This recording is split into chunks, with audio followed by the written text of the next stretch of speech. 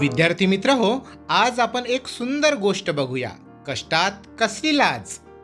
आमच्या गावात हिरा नावाची एक बाई राहत होती.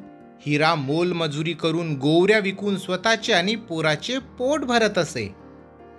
हिरा सकाळी उठून पाटी घेऊन गावभर फिरे आणि रस्त्यात पडलेले शेण गोळा करी. ती रोज 2-3 पाट्या शेण जमवीत असे. जमवलेल्या शेणामध्ये भाताचा कोंडा घालून हिरा त्याच्या गोवऱ्या थापून ठेवी. एक दिवस सकाळीच हिरा नेहमीप्रमाणे शेण गोळा करायला निघालेली असताना गुरुजींची आणि तिची भेट झाली.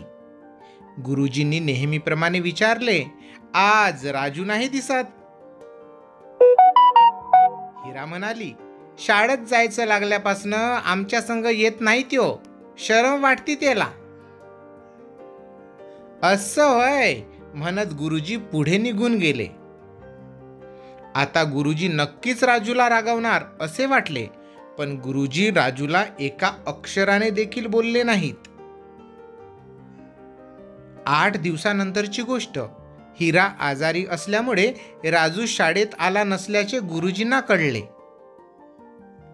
एक दिवस सकाळीच गुरुजी हिराच्या घरी गेले आणि त्यांनी रस्त्यावरूनच हाक मारली, राजू, अरे राजू. काय गुरुजी म्हणत राजू बाहेर आला. नुकताच तो झोपेतून उठला असावा.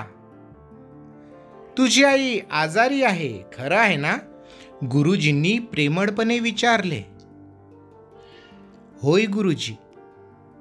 चल मग आज आपण शेण गोळा करायला जाऊ, असे म्हणत गुरुजींनी अंगणात पडलेली पाटी उचलली. राजूला काय बोलावे ते समजेना. पाटी उचलत तो म्हणाला, गुरुजी, तुम्ही येता शेण गोळा करायला? हो तर, नेहमीप्रमाणे हसतच गुरुजी म्हणाले, अरे कष्ट करायला कसली लाज, आणि हे काम तर फारच छान. यातून 2 गोष्टी साधतात, शेणही मिळते आणि रस्तेही स्वच्छ होतात. एवढे बोलून गुरुजी पाटी घेऊन निघालेतही. राजूला त्यांच्या मागून जावेच लागले. त्या दिवशी गुरुजींबरोबर राजूने सगळे शेण गोळा केले. त्यानंतर राजू शेण गोळा करायला जाताना कधीही लाजला नाही. समजलं बालमित्रांनो? काम कुठलेही असू द्या, काम करायला कसली लाज. त्यामुळे कधीही कष्ट करताना लाज बाळगू नये. गोष्ट आवडली असेल तर नक्की लाईक करा, शेअर करा. पूर्ण बघितल्याबद्दल धन्यवाद. परत भेटूया अशाच एका गोष्टीबरोबर. धन्यवाद.